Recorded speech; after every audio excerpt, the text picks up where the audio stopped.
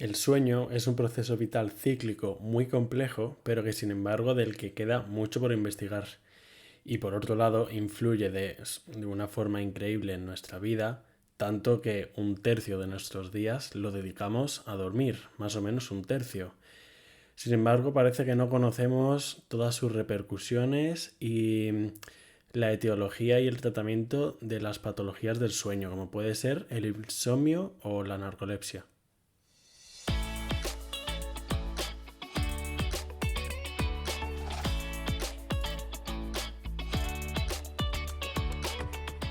Hola a todos, yo soy Gonzalo Vaquero y estáis escuchando Entiende tu Salud, un podcast en el que hablamos de temas sanitarios de una forma sencilla. Ya intuiréis que en el tema de hoy vamos a hablar del sueño. Vamos a tocar tanto las generalidades del sueño, las fases que tiene, la higiene que podemos tener del sueño y una patología que es muy prevalente, el insomnio. Vamos a empezar por las generalidades. El sueño como tal se entiende que es un proceso cíclico y circadiano, o sea que ocurre cada 24 horas. Es muy complejo y tiene a su vez distintas fases. Está por un lado la fase de la vigilia y después la fase del sueño. Y la fase del sueño se divide en dos, la fase REM y la fase no REM, que después incidiremos en ello. Como tal se entiende que es un sistema homeostático, es decir, que se tiende al equilibrio, como tantas cosas en el cuerpo humano. Esto quiere decir que hay un aumento acumulativo de la necesidad de dormir según cuanto avanza la vigilia. No es directamente proporcional, pero a mayor cantidad de vigilia se necesita una mayor cantidad de sueño profundo. Como he dicho, el sueño tiene una regulación circadiana, es decir, que tiene una ritmicidad de sueño-vigilia de 24 horas. Esta regulación se encuentra en el hipotálamo, que es una parte del cerebro, más concretamente en el núcleo supraquiasmático del hipotálamo. Y esta regulación circadiana también tiene mucho que ver con la regulación de la temperatura, de la secreción del cortisol y de la hormona del crecimiento. Todas ellas tienen regulación circadiana. Os sonará una hormona que se llama la melatonina. Y es que esta hormona, la melatonina, se sintetiza en una glándula que se llama la glándula pineal y se encarga de regular el ritmo circadiano, más concretamente del ritmo circadiano del sueño. Lo que pasa que el sueño, como he dicho, está muy relacionado con el cortisol, con la hormona del crecimiento, la temperatura. ¿Y por qué se estimula la melatonina? Bien, pues la melatonina se ve estimulada por la falta de luz y al mismo tiempo se ve inhibida por la presencia de luz. Hemos dicho que el sueño tiene distintas fases.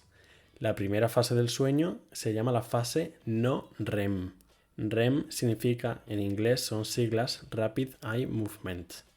Esta fase, la fase no REM, es la primera y a su vez se divide en otras 3 etapas que no vamos a entrar. Una de estas etapas, la última, es la que se conoce como sueño profundo. Por lo tanto, el sueño profundo está en el sueño no REM, no está en el sueño REM. Y en esta fase, en la fase no REM, para entendernos, lo que ocurre es que disminuye la actividad cerebral, es decir, el cerebro se va regulando, pero el cuerpo sigue con cierta actividad. Aún hay cierta contracción muscular. Más tarde, cuando acaba la fase no REM, comienza la fase REM, Rapid Eye Movement. En esta fase hay lo que se conoce como atonía muscular, lo que quiere decir que los músculos no tienen contracción, sino que están totalmente relajados. Pero por otra parte, sí que existe una mayor actividad cerebral.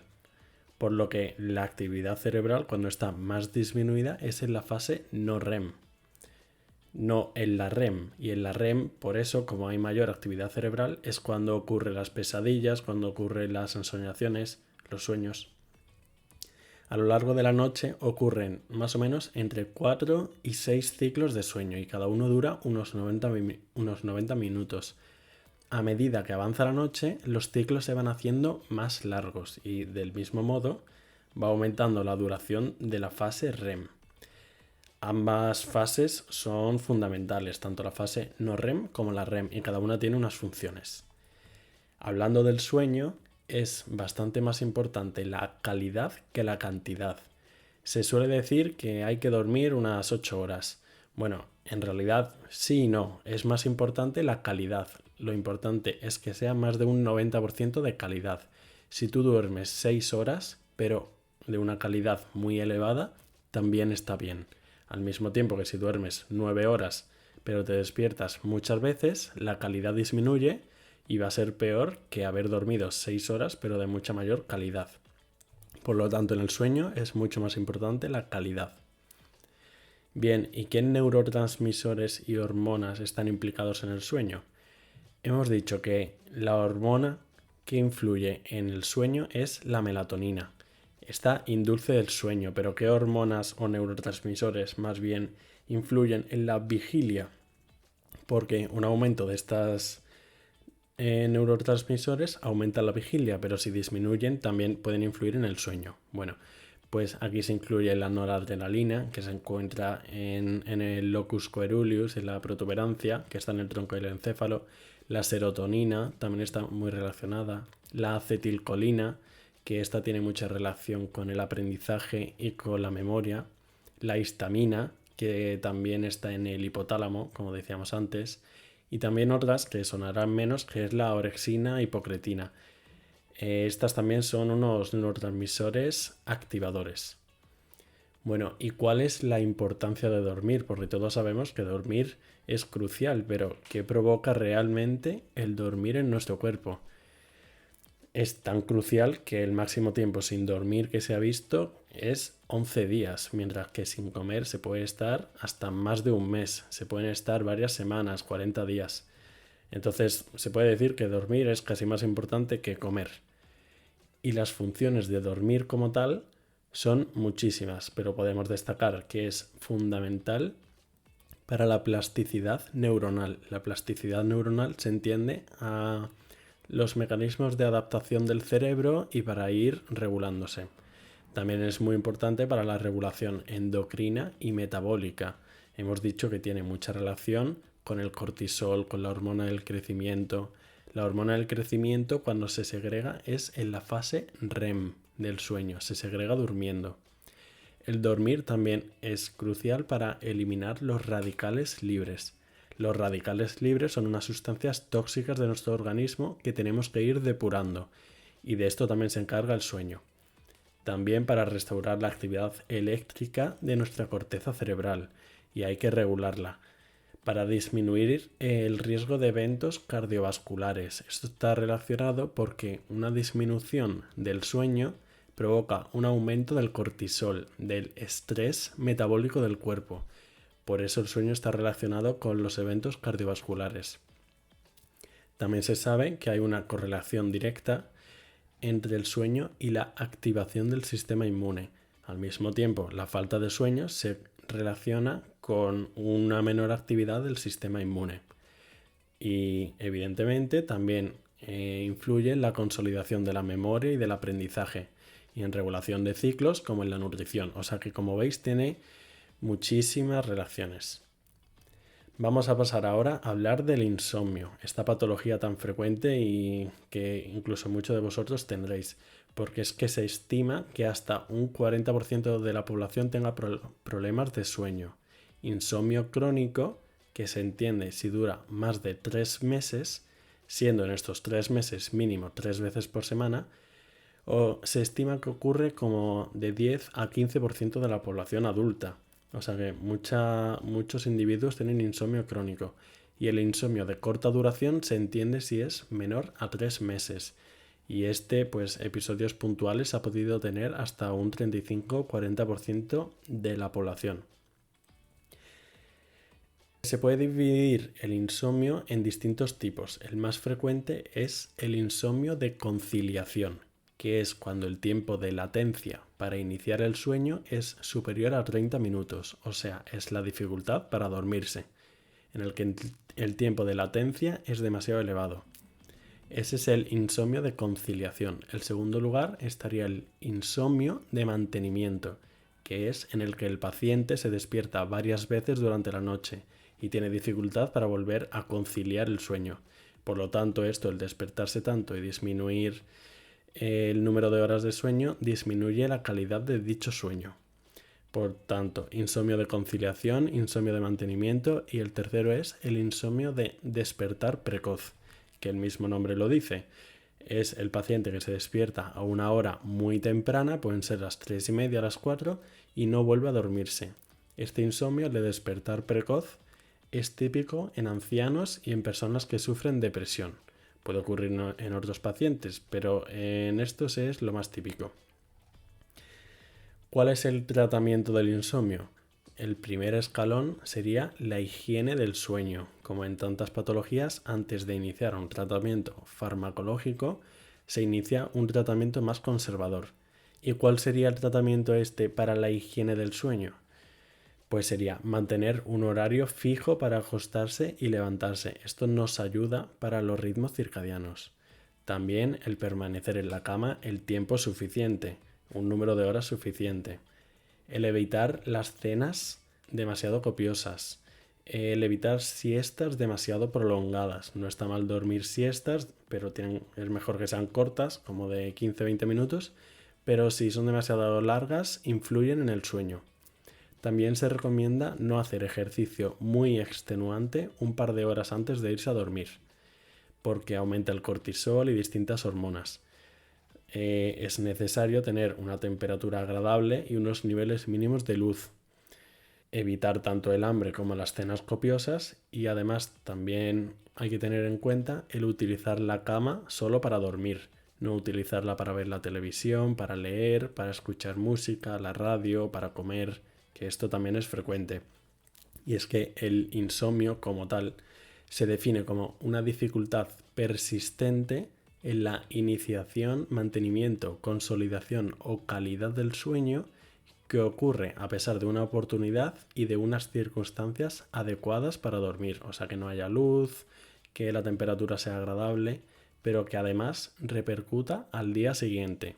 O sea, que provoque fatiga, alteración del ánimo, dificultad para la concentración, irritabilidad, ansiedad. Si no tiene síntomas, no se considera que tiene insomnio el paciente. Ya una vez pasado el tratamiento higiénico del sueño, la higiene del sueño, se pasaría, si es necesario, al tratamiento farmacológico. Y para el tratamiento farmacológico se diferencian o se utilizan sobre todo dos tipos de fármacos: las benzodiazepinas y los fármacos Z. Antes de dar el tratamiento farmacológico hay que indagar si hay una posible causa del insomnio, como podría ser por fármacos. Hay algunos fármacos que aumentan la vigilia, por patologías psiquiátricas, por una depresión, un estrés postraumático, en fin, hay diferentes causas y hay que averiguarlas o intentar averiguarlas antes de dar un tratamiento farmacológico. Por tanto, el abordaje del insomnio debe ser integral. Hay que tratar todos los ámbitos. Hay que tener en cuenta tanto los desencadenantes del insomnio como sus síntomas. Hay que tratar todo. La base es la higiene del sueño y se le añaden los fármacos si es necesario.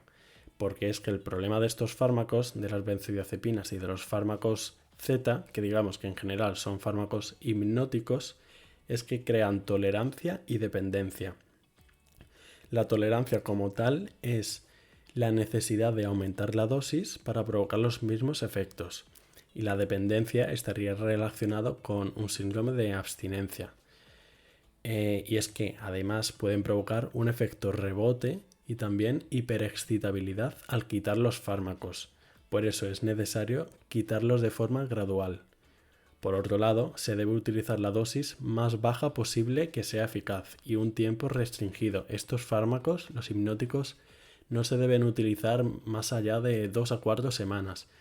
Todo esto se debe de consultar con el médico, pero a veces es recomendable no tomarlos todos los días, sino tomarlo de forma puntual, porque ya, como hemos dicho, pueden crear tolerancia y dependencia, y esto es importante. También suele ser recomendable el dar fármacos que tengan una vida media corta o moderada. Lo del concepto de vida media se refiere al tiempo que tarda el fármaco en eliminarse del organismo. No todas las benzodiazepinas ni fármacos hipnóticos tienen las mismas indicaciones. Como sabéis, hay distintos tipos del insomnio, de conciliación, de mantenimiento, de despertar, y según las características del insomnio y del paciente, porque puede tener otras enfermedades, tomar otros fármacos, se utilizará un fármaco u otro y querremos que actúe más rápido o más lento. Por ejemplo, si el insomnio es de conciliación, o sea que le cuesta quedarse dormido al inicio de la noche, querremos utilizar un fármaco que actúe rápido. Mientras que el insomnio es de despertar, querremos un fármaco que tenga una vida media más prolongada. Ejemplos de las benzodiazepinas pueden ser el midazolam, el lorazepam, el fluazepam, y de hipnóticos Z destacan el zolipem, la zopiclona y distintos. Generalmente tienen una potencia similar todos estos fármacos, lo que diferencia es cuando actúan y los efectos secundarios. Hay algunas contraindicaciones para estos fármacos. Por ejemplo, no se deben utilizar en el síndrome de apnea obstructiva del sueño que no está tratada con el CPAP, que el CPAP es la presión positiva, porque estos fármacos son depresores del sistema nervioso, entonces podrían agravar el síndrome de apnea obstructiva del sueño. Tampoco se deben utilizar en la insuficiencia hepática grave, porque si el paciente no le funciona bien el hígado, no puede metabolizar bien estos fármacos y pueden llegar a ser tóxicos. De hecho, lo recomendable es ir analizando en analíticas cómo va el fármaco en el paciente. Tampoco se pueden combinar con alcohol, porque como hemos dicho, son depresores y el alcohol también es un depresor. Y bueno, también tienen relaciones en el hígado. Hay que tener cuidado en pacientes con demencia y hay un poco de controversia entre las embarazadas, pero en general no se recomienda darlo en embarazadas del primer trimestre. Algunos efectos secundarios de estos fármacos, que como habéis visto no son inocuos, son una excesiva somnolencia diurna, unos fenómenos de rebote al quitarlos, por eso hay que retirarlos de forma gradual, pueden dar ansiedad, pueden provocar al mismo tiempo hiperexcitabilidad, amnesia, algunos fenómenos psiquiátricos como la confusión, la desinhibición. Y estas RAM, estos efectos secundarios, ocurren sobre todo en el triazolam y en el zolpidem, pero hay que analizar cada fármaco e individualizar a cada paciente. Como veis, es una patología bastante compleja, el insomnio, pero que es necesario seguir investigando porque es súper prevalente. Nos vamos a quedar aquí en este episodio. En episodios posteriores del sueño trataremos otras patologías como la narcolepsia, que también es muy interesante. Espero que os haya servido. No olvidéis compartirlo con gente que creáis que le puede servir el episodio. Y no olvidéis darle a seguir en la plataforma en la que nos escucháis. Muchas gracias.